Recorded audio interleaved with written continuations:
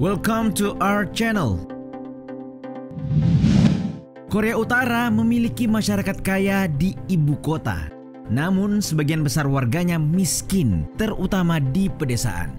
Korea Utara juga sempat dilanda krisis pangan karena isolasi politik dan ekonomi, serta perubahan iklim yang terjadi. Selain itu, Korea Utara juga kerap mendapat sanksi dari PBB, sehingga membuat perekonomian negara ini jadi semakin tertutup. Namun berjalannya proyek nuklir secara besar-besaran akan memunculkan sebuah pertanyaan. Dari mana sumber penghasilan negara ini? Berikut daftar yang telah kami rangkum dari berbagai sumber untuk kalian. Tapi sebelum lanjut, kami ingatkan kembali untuk subscribe channel ini dan aktifkan lonceng notifikasi kalian untuk mendapatkan video edukatif dari Data Fakta.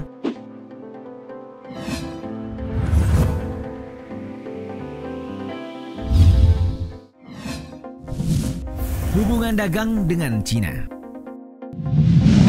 Pandemi COVID-19 yang menghambat akses setiap negara juga berdampak pada Korea Utara. Data statistik dari Komite Perdagangan Internasional atau ITC, Voice of America atau VOA, Korea Utara mencatat penurunan perdagangan dengan negara-negara lain kecuali Cina. Sebab pada dasarnya seperti yang pernah dilaporkan Badan Intelijen Pusat Amerika Serikat, sekitar 3/4 perdagangan Korea Utara adalah dengan tetangga komunisnya tersebut. Hubungan dagang inilah yang kemudian diandalkan Korea Utara sebagai bantuan ekonomi, terutama ketika terkena berbagai sanksi PBB dan negara barat. Pada tahun 2008, hubungan perdagangan antara Cina dan Korea Utara mencapai 2,79 miliar US dollar atau sekitar 40 triliun rupiah atau naik 41,3% dari tahun 2007. Dengan jumlah itu, ekspor Cina ke Korea Utara mencapai sekitar 2 miliar US dollar atau sekitar 29 triliun rupiah. Sejalan dengan itu, Scott Snyder, Direktur Program Kebijakan Amerika Serikat Korea di Dewan Hubungan Luar Negeri, dikutip dari businessnews.id, menyebut bahwa Cina memiliki pengaruh yang sangat besar untuk memengaruhi stabilitas di Korea Utara.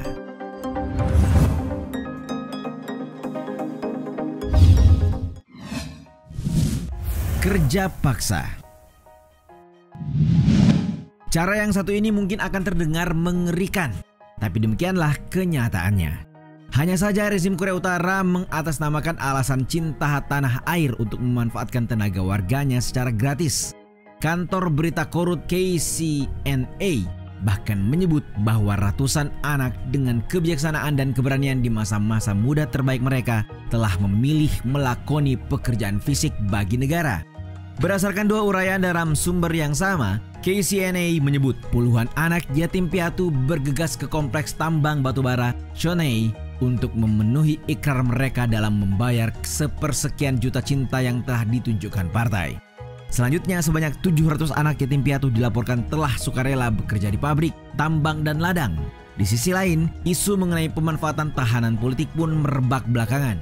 Laporan itu diungkap dan disampaikan oleh organisasi Aliansi Warga untuk Hak Asasi Manusia Korea Utara atau NKHR dalam penelitiannya. Mereka menganalisis hubungan antara eksploitasi warga Korea Utara, produksi barang untuk ekspor, dan program senjata.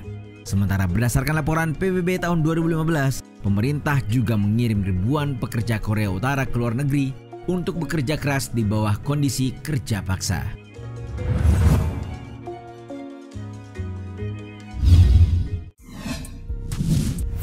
Batu bara.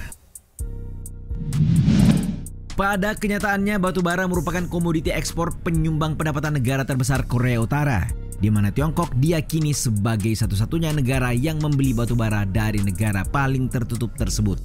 Diperkirakan jutaan batu bara dijual ke Cina setiap tahun, yang mana ekspor tersebut menyumbang sekitar 1/3 dari ekspor resmi pada tahun 2015.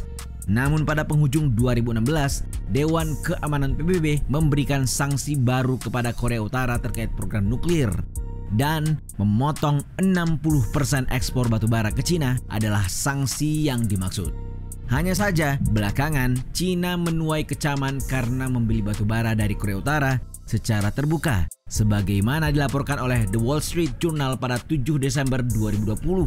Pemerintah Amerika Serikat dalam rilis Kompas turut memperkirakan bahwa Korea Utara mengekspor batubara sekitar 4,1 juta ton ke Cina sejak Januari hingga September tahun 2020. tidak diragukan lagi, China tidak ingin menghancurkan ekonomi tetangga yang dilihatnya sebagai penyangga antara Korea Selatan yang merupakan sekutu Amerika Serikat.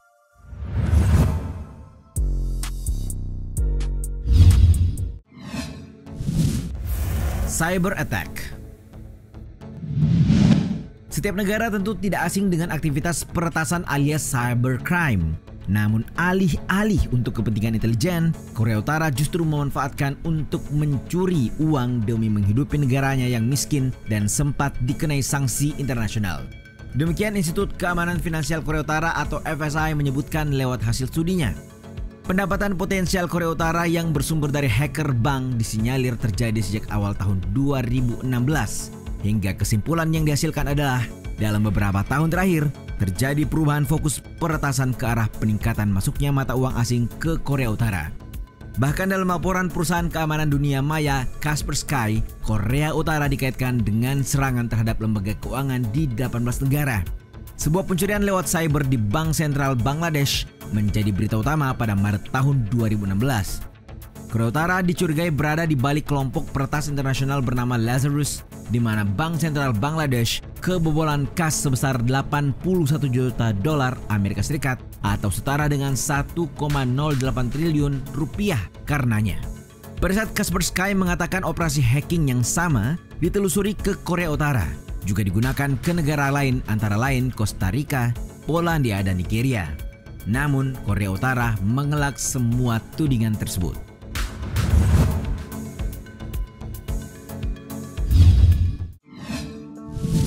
Penjualan senjata.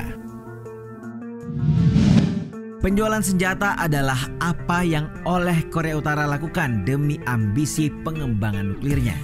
Di mana untuk itu semua, Pyongyang membutuhkan dana dari sejumlah transaksi dagangnya, antara lain persenjataan.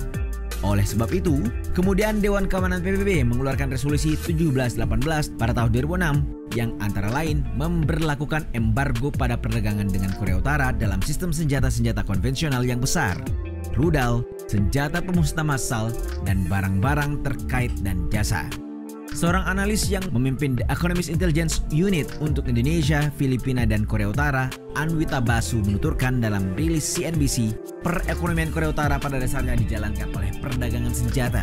Sementara merujuk laporan bulan Februari, panel ahli Dewan Keamanan PBB juga diketahui bahwa Korea Utara terus memperdagangkan senjata dan material terkait, mengeksploitasi pasar dan jasa pengadaan di Asia, Afrika, dan Timur Tengah. Diketahui, Mesir pernah mencegat kapal Korea Utara karena mencoba menyelundupkan senjata melalui terusan Suez pada tahun 2015, di mana kapal yang dimaksud membawa muatan 30.000 RPG, 7 granat, roket, dan senjata lainnya.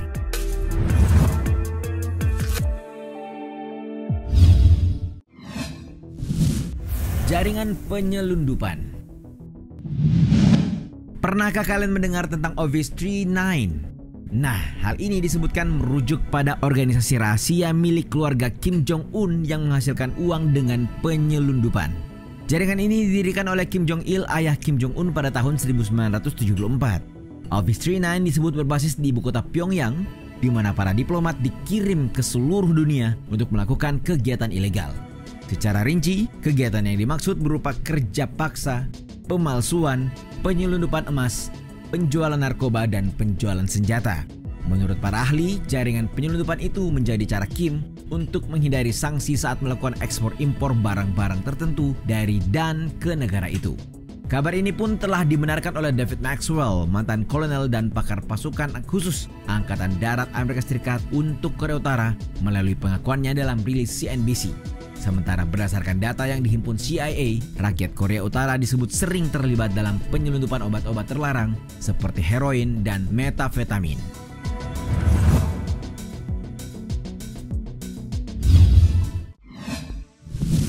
Dana cadangan.